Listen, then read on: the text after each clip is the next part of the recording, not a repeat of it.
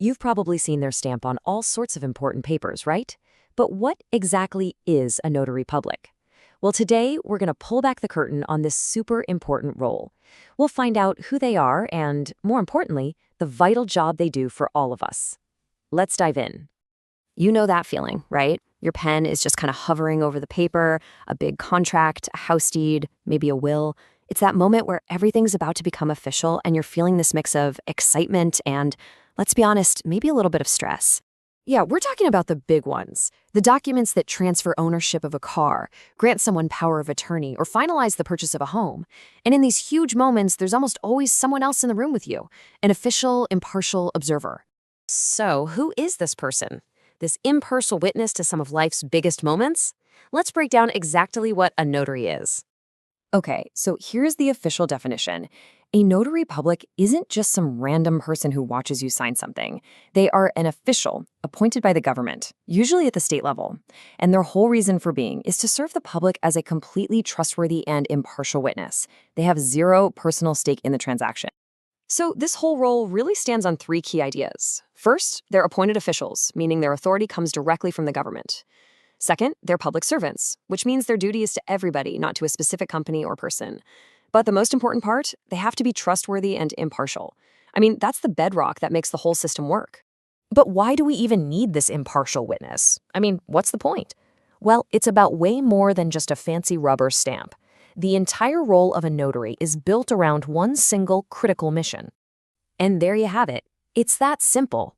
A notary's number one job is to help prevent fraud.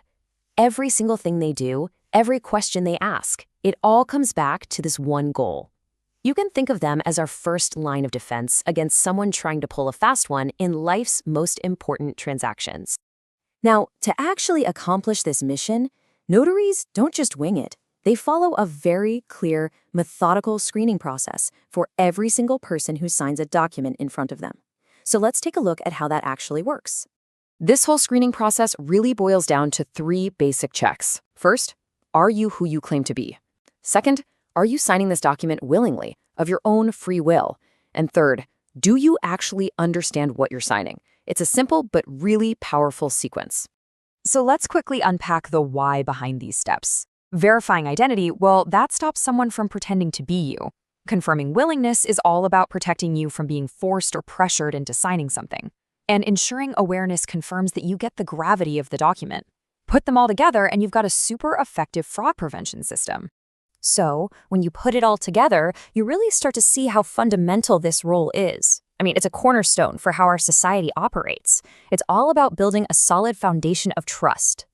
At the end of the day, that's what a notary really provides. They're not just stamping a piece of paper, they're stamping it with integrity. That official seal is a universal symbol that says, hey, this transaction was done correctly and in good faith. It allows all of us, people and businesses, to have real confidence in our agreements. And that kind of leaves us with one last big thought. For literally centuries, the notary has been this pillar of trust built on face-to-face human verification. But as we move more and more of our lives online, it really makes you wonder, how do we build that same level of human trust in a digital world? And what can we learn from the simple, powerful principles of the notary public?